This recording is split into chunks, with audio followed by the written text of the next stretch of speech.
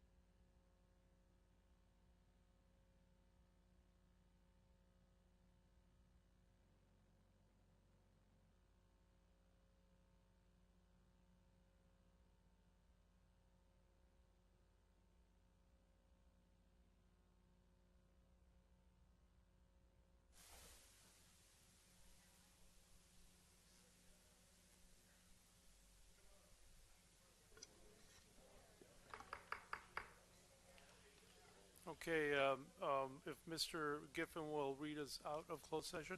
Yes, and thank you, report Chair, on any actions. and members of the board. The board met in closed session under item 3A, conference with legal counsel, Keep Fort Ord Wild versus Fort Ord Reuse Authority. Heard from counsel, discussed the matter amongst themselves, and there's nothing to report out. Thank you. Please, let's have roll call now, please. Supervisor Parker, Supervisor Adams, Supervisor Phillips, Mayor Edelin, Councilmember O'Connell, Councilmember Morton, Councilmember Hoffa, Mayor Rubio, Here. Mayor Pro Tem Alexander, Mayor Gunter, Here. Mayor Pendergrass, Councilmember Garfield, Councilmember Reimers, Kathleen Lee, Nicole Charles, Erica Parker, Debbie Hale, Brett McFadden, Donna Blitzer, Dr. Ochoa, or Andre Lewis, Bill Bale. Hugh Hardin, Bill Collins, Vicky Nakamura, Lisa Reinheimer, Dr. Moore. All right, thank you so much. At this time, we'll go to acknowledgments, announcements, and correspondence. You'll see in front of you a little chart that represents the work plan for 2017, and Mr. Jonathan Brinkman will guide us through that. So what you see on the screen is the same as the handout in front of you. Josh Metz is sick today. I'm just filling in for him for this brief, pointing out some updates on the information provided at the last meeting. So there's an updated chart and some data sources, and I'll go over those with you right now. So in the presentation on economic development at the last board meeting, Josh has added a number of new topics in here, including ESCA, habitat transfers, road construction, building reuse and removal. And also the previous chart had the unit counts on the bottom of the chart. We're just showing percentage of progress towards the target completions, depending on the units of each measure. And the backup for that is the following table here, for ESCA, for example, it's funding building removal, buildings units that have been taken down. Habitat is acres. Road construction is the dollars, so on and so forth. And then the source is also provided. So this will be up on the FORA website, able to click on the links and go to the data source itself. And then also just wanted to mention that in following up on the population numbers, we have a footnote here describing, there's a question from Director Walter Tribley last month on how the calculation was made. So it's based on a reuse plan table. Typically, the units are multiplied by a factor of 2.6 in most cases to come up with a population number. And then also, last month, Mayor Edelin had a suggestion on presenting the data historically year by year. So we're still working on that, and we'll get that update and make the board aware of that when it's available. Stan Cook also had some more comments to just orient the board on building removal, so I'll hand it over to Stan.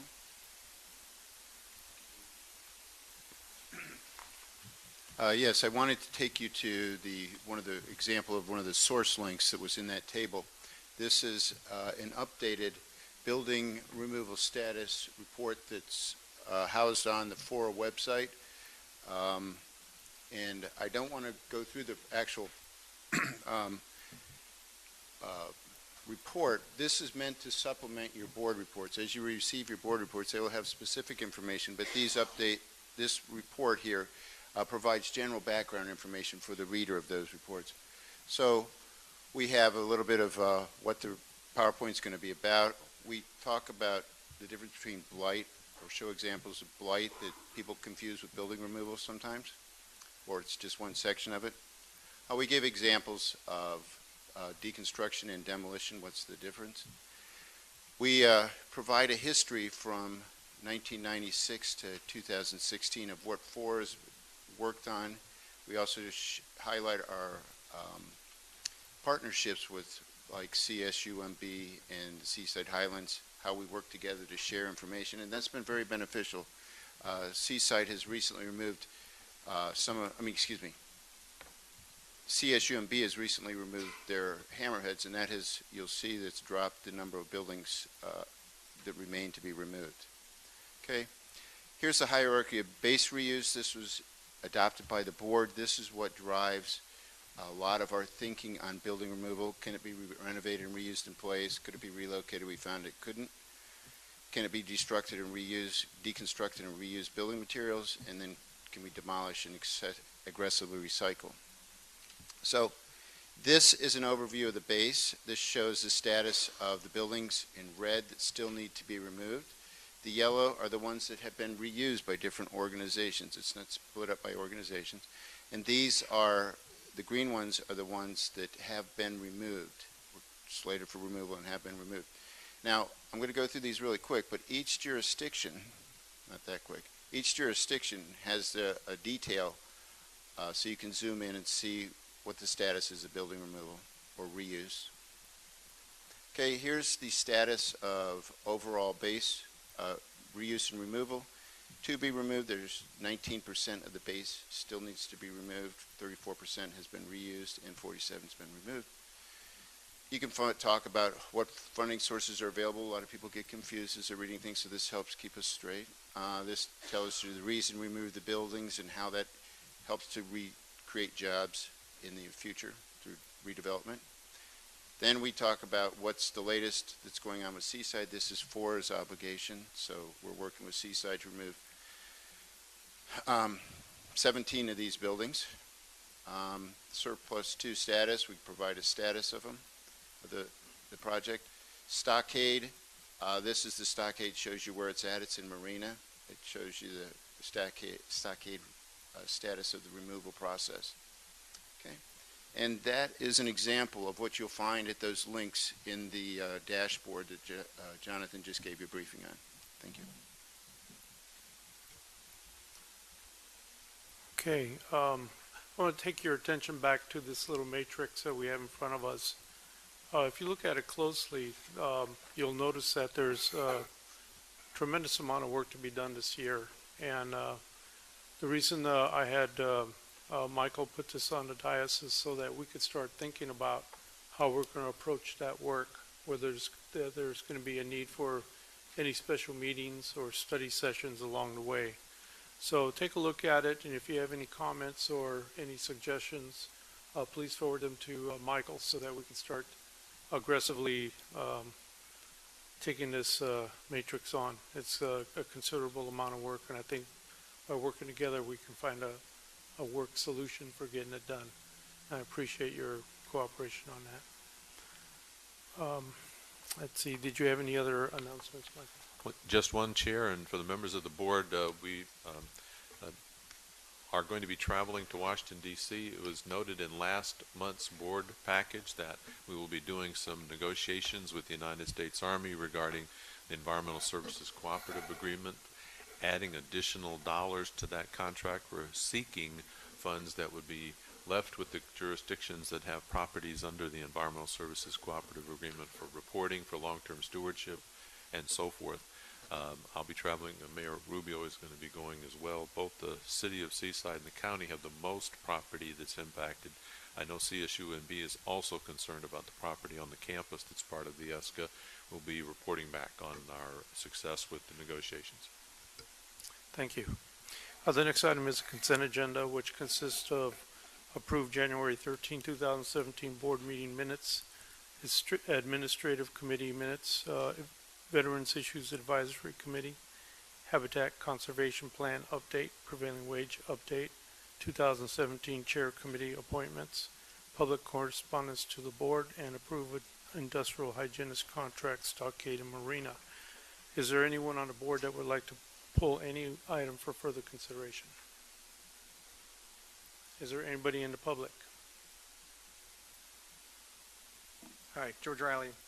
I just had a question on number 7. Didn't know whether my questions could be answered or should it be pulled, but it had to do with the transition report that was included in the packet and the comparison to the 2017 schedule. It seemed like they're in conflict.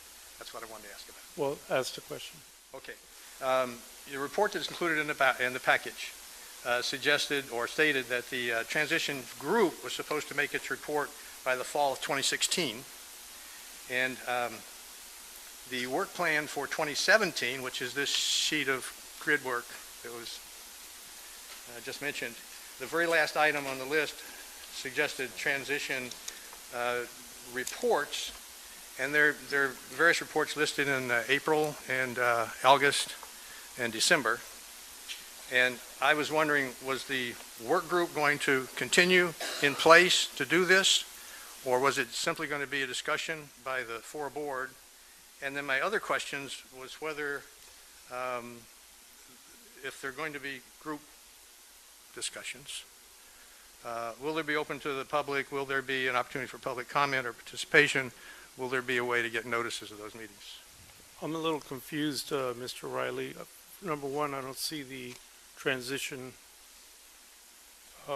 task force on the consent agenda. And number two, this was the matrix in front of you that you have is for announcement and just for sharing. It's not a consent agenda item either. So I'm not really sure what you're asking. The transition task force report, which is only a five-line report. It's listed as attachment C to item 7F, which is on your consent agenda. I'm sorry, I didn't make that identification. Oh, that's committee chair appointments? I could save my comments for public comment later. Yeah, I that'd just be- thought it was that'd be- related to the consent calendar. Okay, thank you. Okay, there. Yes, sir, did you have something? On 7E, I'd like to just make a comment about it. On 7E, on the Go ahead. Make a comment. prevailing wage, frankly, I was rather shocked and disturbed that only 30% of our work hours go to our local people in the Tri-County area. I guess there's not a lot we can do about it, but 70% of our workers here are apparently not local. That is a problem. Okay, so I will entertain a motion for the approval of the consent agenda as presented. There's a motion and a second. Is there any more discussion or questions? All those in favor? Opposed? Motion carries unanimously. Thank you. Next item is a business item, which is approved general engineering services contract. And Mr. Jonathan Brinkman, I think, will be presenting.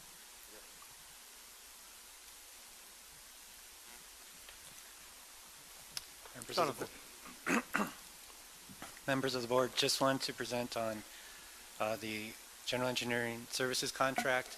In December of last year, the board authorized staff to proceed with an RFP. So we had it out for bid. We received 3 responses from Masonio Inc., BKF, and Harrison Associates. We conducted interviews and ranked the interviews and ranked the overall submittals from the firms. BKF was the selected firm, and we negotiated a contract which is included in the board packet. And we are coming to the board today for an authorization for the board to authorize the executive officer to execute this general services contract with BKF engineers. This would authorize up to an amount of $800,000. We would come back for specific service work orders under that master contract. So likely next month, coming back for building removal and some roadway services as well. And I'm available for any questions. Are there any questions for Mr. Brinkman? No questions? How about from the public? Any comments or questions from the public? Good afternoon, Chair and board members. I'm Tim O'Halloran with Harrison Associates. And so we were a close second on this selection. We were about 1.5% off on the scoring. And I would just like the board to consider a local hiring preference in this selection. We are considered a local firm with the County of Monterey and City of Salinas, and under their ordinances, they allow a 10% increase to your score based on your local preference, and we are considered local under each of those ordinances. We have an office in Salinas. We've had a presence there for over 20 years. Most of our staff identified live and work in Monterey. So, thank you. Thank you. Any other public comments at this time?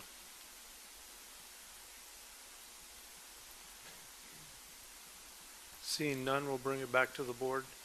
Mr. Brinkman or Michael, would you care to comment on the appropriateness of a public, a local preference in regards to this item? There is a very small difference in these two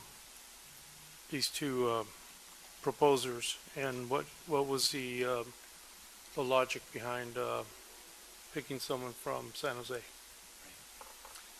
So I think, in comparing the firms, the panel, we looked at local experience, and BKF does have local building removal experience with CSUMB's building removal, which is, they've conducted millions of dollars, maybe about $30 million already in building removal on CSUMB property.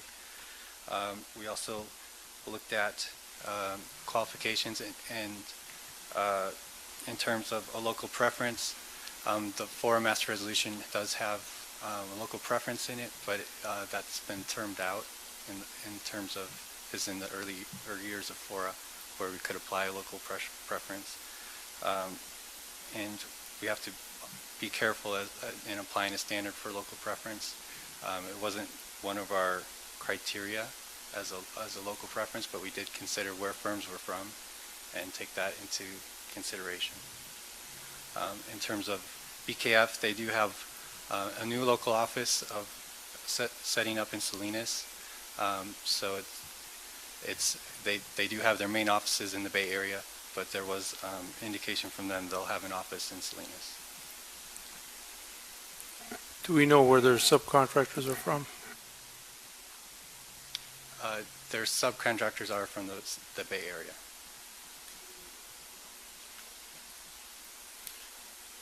The question I have is, when did this preference at the FORA board term out? Were we informed of that? And is this board still, in agreement with the preference for local hire? It seemed to me that that's always been one of our standards. Mr. Mahula.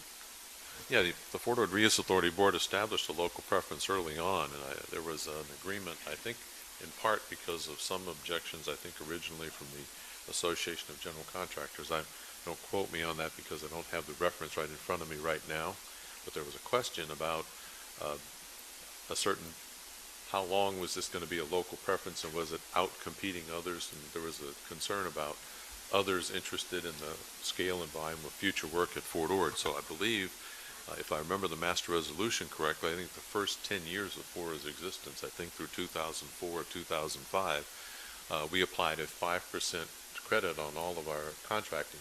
In fact, I think over time, the number of roads we've done, about 93 or 94% of all of our awards have gone to local companies whose corporate offices are here. And I believe, if I understood Peter correctly, in this case, the primary offices of all of the bidders on this might have been outside the area, but only 2 of the 3 had active local offices at the time, and 1 had made a commitment to provide one or open one in Salinas.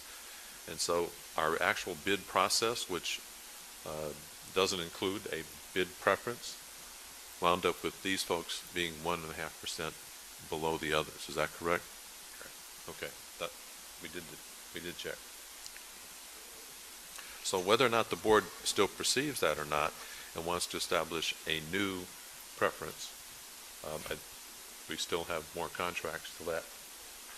We'd have to look into the legality of redoing that now. There have been some pretty significant changes in the legal structure about local preference and what you can do, but we can check that out and bring that back to the board.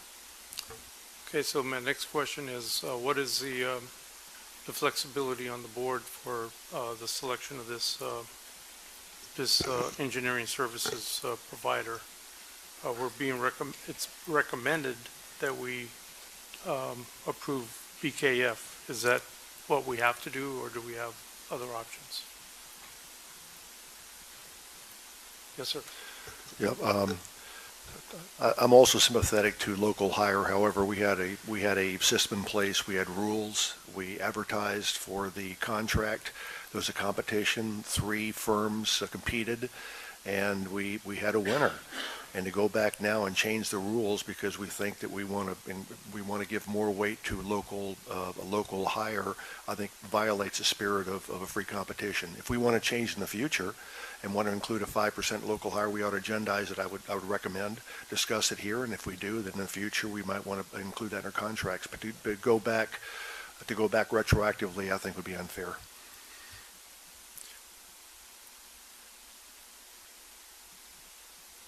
Mr. Alexander.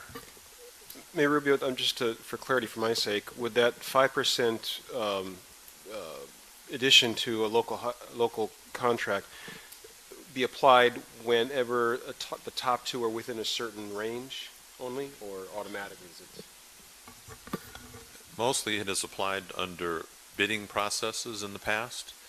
Many times when we are doing contract awards for consulting or general engineering, we first make sure the folks are qualified, and we go through a 2-step process, and the bidding is the second.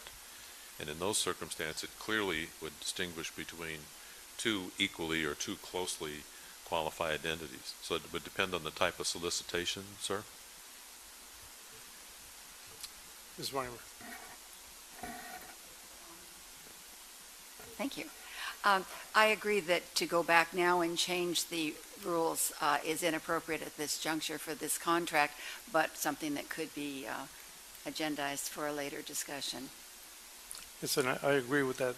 The question I had for the executive officer was, are we obligated to authorize this general engineering provider based on the staff recommendation?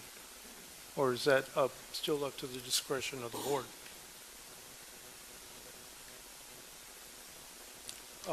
Mayor Gunter. Well, I have a question for the legal counsel on this matter.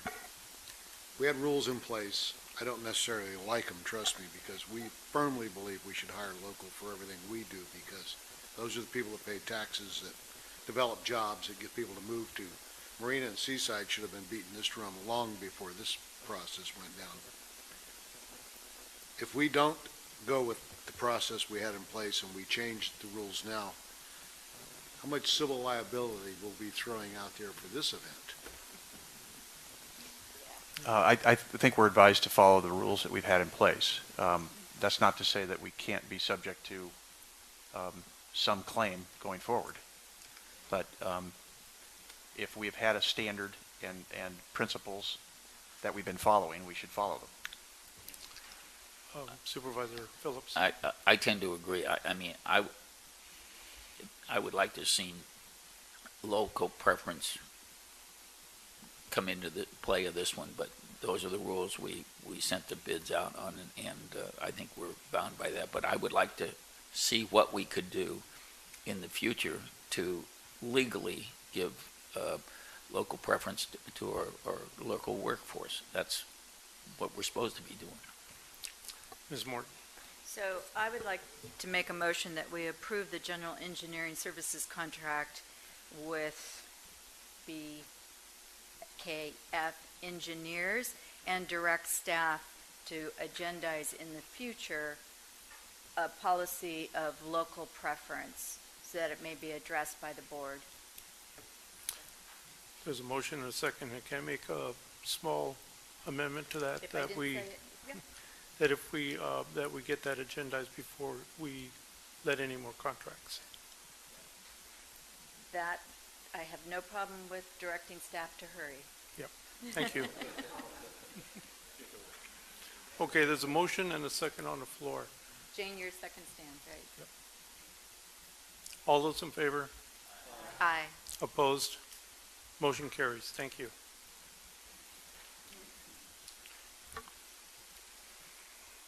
The next item on the agenda is public comment period. Public comment is now open.